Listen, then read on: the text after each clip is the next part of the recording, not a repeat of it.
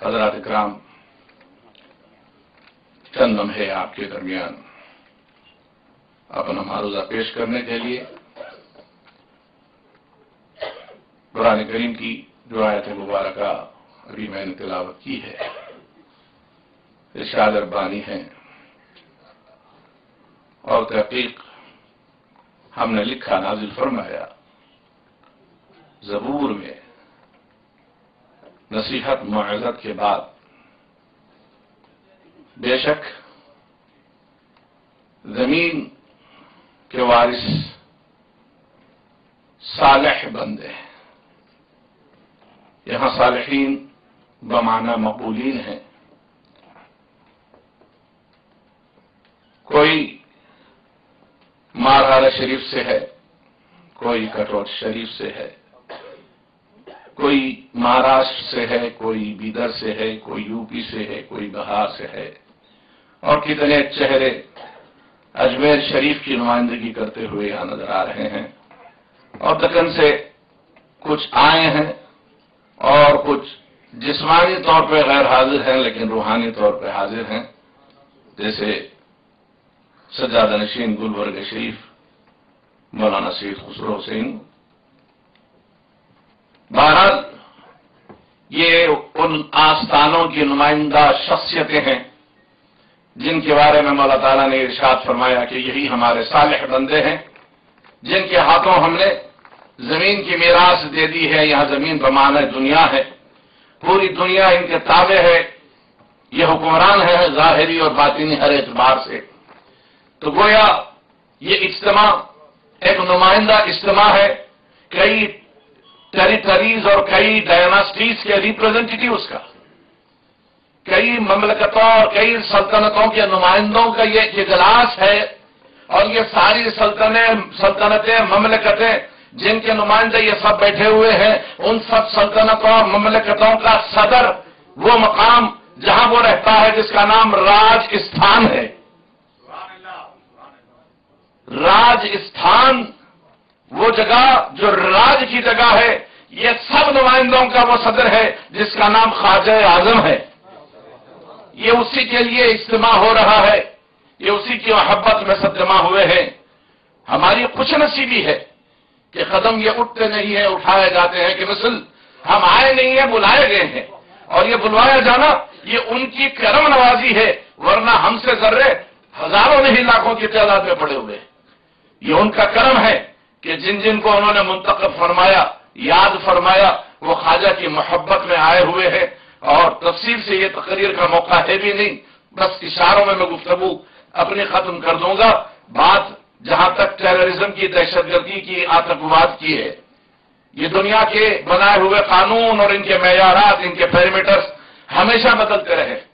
اگر آج اسلام اور مسلمانوں کو دہشت گردی کا دوش دیا جاتا ہے تو ہمیں گھبرانے اور خوف کھانے کی کوئی ضرورت نہیں ہے، اس لیے کہ ہم نے ان دنیا والوں کے ان قوانین کو، ان کے آئین کو، ان کے معیارات کو بدلتے ہوئے دیکھا ہے۔ 50 سال تک جس شخصیت کو دنیا کا دہشت گرد قرار دیا گیا تھا، جس کا نام نیلسن مینڈیلا ہے، آج اسی کو نوبل پرائز دیا جاتا ہے، آج اسی کو انعام پیس کا نوبل پرائز دیا جاتا ہے، امن کا نوبل پرائز دیا جاتا ہے۔ یہ ہے بدلتے ہوئے معیارات۔ ہمیں خوف کھانے کی کوئی ضرورت نہیں ہے۔ کسی دہشت گردی کے واقعے سے اگر مسلمان کو جوڑا جاتا ہے تو جوڑنے والے کو یہ معلوم ہے کہ جو مسلمان ہوتا ہے وہ دہشت گرد نہیں ہوتا، جو دہشت گرد ہوتا ہے وہ مسلمان نہیں ہوتا۔ یہ صرف اسلام اور مسلمانوں کی کردار کشی اور ان کے چہرے کو مسخ کرنے کی ساری دنیا میں پھیلی ہوئی ایک سازش ہے، ایک کانسپیرسی ہے، اور اب وہ یہ چاہتے ہیں کہ مشربوں مسلکوں کے جھگڑوں میں ان کو الجھاؤ، اور ان کی یہ جو طاقت ہے اس کو کم سے کم کرو، let it be dwindled in size and in power. یہی کوشش ساری دنیا میں ہو رہی۔ جب انہوں نے دیکھ لیا کہ عراق پر حملے کے باوجود بھی ان کو ان کا مقصد حاصل نہیں ہوا تو وہاں مشرق اور مسرق کے جھگڑے پیدا کیے گئے۔ یہ سمجھتے ہیں کہ یہ ان کی کامیابی ہے، تو ساری دنیا میں یہ کانسپیرسی، یہ سازش چل رہی ہے، اور ہمارا یہ یقین ہے کہ ایسی کانسپیرسی سے اسلام کا بال بھی بیکا نہیں ہوگا۔ ہم جانتے ہیں کہ امریکہ اور اس کے ایجنٹ اسرائیل اور ان کی سروسز، چاہے وہ CIA ہوں کہ موساد ہوں، یہ کئی مرتبہ ہندوستان آ چکے ہیں، ان کے ذمہ دار افراد، اور یہ ہمیشہ پلاننگ کرتے ہیں کہ کس طرح مسلمانوں کو، ان کو معلوم ہے کہ آئے دن اسلام اپنی حقانیت کی بنیاد پہ جس تیزی سے پھیل رہا ہے، ابھی ان کو خطرہ ہے، وہ سمجھ رہے ہیں کہ اب وہ دن دور نہیں کہ یہ اسلام کا ہرا پرچم، یہ امن کا پیامبر، سبز رنگ کا پھریرا، اس کے سائے بڑھتے ہی جا رہے ہیں اور وہ خطرے کو محسوس کر رہے ہیں، لیکن انہیں معلوم نہیں ہے، یہ سمجھتے ہیں کہ ہم اسلام کو سپریس کر کے، کمپریس کر کے، دبا کر کسی طریقے سے توڑ دیں گے۔ ارے تمہیں معلوم نہیں کہ موسیٰ فرعون ہی کے سائے میں پروان چڑھے تھے۔ تم جس مذہب کو مٹانا چاہتے ہو تمہیں خبر نہیں ہے کہ وہ مذہب آج دنیا میں سب سے زیادہ امریکہ میں پھیل رہا ہے۔ ابھی حالیہ عرصے میں ڈاکٹر عمر فاروق حیدرآباد کا دورہ کیے تھے، کیلیفورنیا یونیورسٹی کے وہ پروفیسر ہیں، مجھ سے ملاقاتیں ہیں ان کی۔ انہوں نے بتایا کہ میں تو اب لگ بھگ 55 اور 60 برس کی عمر میں آ چکا ہوں، شاید آپ دیکھیں یا آپ کی بعد والی نسلیں دیکھیں کہ وہ دن دور نہیں جب America will be a religious Islamic state. بہت قریب میں آپ یہ دیکھیں گے، انہوں نے کہا۔ اور مجھے یاد آئی بات، 1983 میں پروفیسر جان چشتی امریکہ سے حیدرآباد آئے تھے، انہوں نے پورے ہندوستان کا دورہ کیا۔ حیدرآباد میں مکہ مسجد میں وہ تقریر کر رہے تھے، نام سے ہی سمجھ میں آتی ہے بات، جان چشتی۔ صاف بات ہے کہ چشتی بعد میں ہوئے، پہلے سے جان تھے۔ تو انہوں نے مکہ مسجد میں اپنا تاثر پیش کیا، کسی نے سوال کیا، why did you accept Islam? What were the factors which embraced you to accept Islam, to enter into Islam? آپ نے اسلام کیوں قبول کیا؟ کیا چیزیں تھی؟ کیا عوامل تھے جس سے آپ متاثر ہو گئے؟ انگریزی میں تقریر وہ کر رہے تھے، انہوں نے بتایا کہ میں امریکہ کی کیلیفورنیا یونیورسٹی کا پروفیسر ہوں، بایو کیمسٹری کا، اور میرے ساتھ ایک ہندوستانی غیر مسلم دوست ہیں، وہ بھی پروفیسر ہیں، میری ان کی اکثر ملاقاتیں ہوا کرتی تھی۔ اسلامی کیلنڈر میں ایک مہینہ رجب ہے، اس مہینے میں جب اس کی اوائلی تاریخیں آئیں، ابتدائی تاریخیں، the first week of رجب، تو اس درمیان میں وہ میرے غیر مسلم دوست نے کہا کہ ان دنوں ہمارے ہاں ہندوستان میں ایک بہت بڑا اجتماع ہوتا ہے، پبلک اسمبلی۔ میں نے پوچھا کہ کس زبان میں ہوتا ہے؟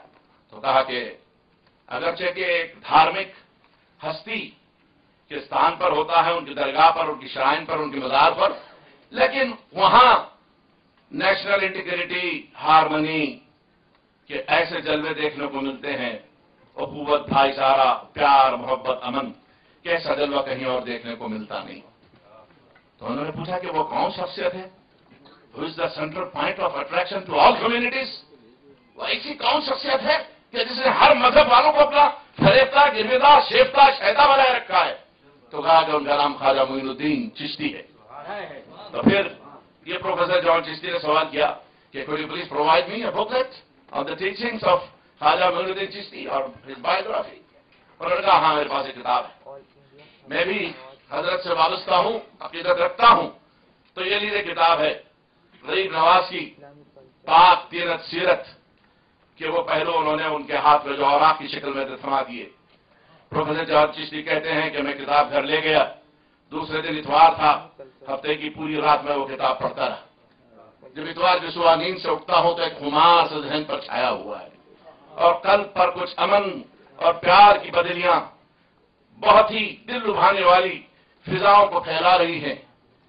ایک خیال تھا ذہن کے کسی گوشے سے ابھرتا تھا، وہ خیال یہ تھا کہ یہ خواجہ معین الدین چشتی ہے کون؟ What do the Muslims believe in him؟ یہ مسلمان طبقہ جس کے کہ یہ سینٹ ہے، بزرگ ہے، ولی ہے، کیا مانتے ہیں ان کو؟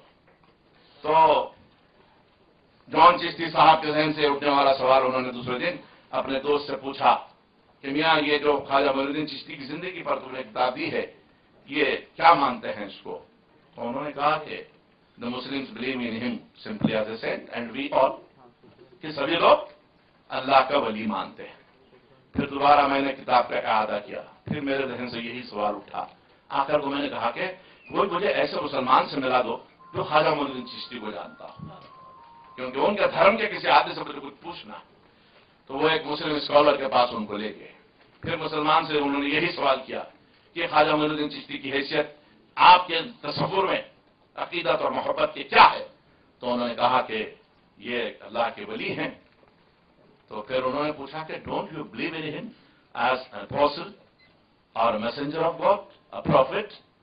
کیا تم لوگ ان کو نبی پیغمبر نہیں مانتے؟ تو انہوں نے کہا کہ نہیں، یہ تو اللہ کے محبوب ہیں، اللہ کے ولی ہیں. بس یہی وہ لمحہ تھا جس کے بعد میں نے اسلام قبول کیا. میرے ذہن میں یہ بات آئی کہ جس کی سیرت میں پڑھتا ہوں تو یہ احساس ہوتا ہے کہ یہ کسی نبی اور پیغمبر کی زندگی ہے، تو پھر یہ جس کو نبی مانتا ہوگا وہ کیا ہوگا؟ بس یہی وہ پہلو تھا کہ میں جان سے پروفیسر جان چشتی بن گیا. یہ ہے خواجہ کا فیض. وہ غیر کو اپنا ایسے بناتے ہیں، اپنے کرم سے وہ ہم سب کو اپنا بنا لیں. اور اے کاش یہ کہ کاوش قبول ہو جائے اور جو مشن مولانا جیلانی اشرف صاحب لے چلے ہیں، یہ قافلہ تھمنے نہ پائے، کاروان تھمنے نہ پائے، یہ اپنی منزل کو جا کر ہی دم لے. صلی اللہ علیہ وسلم.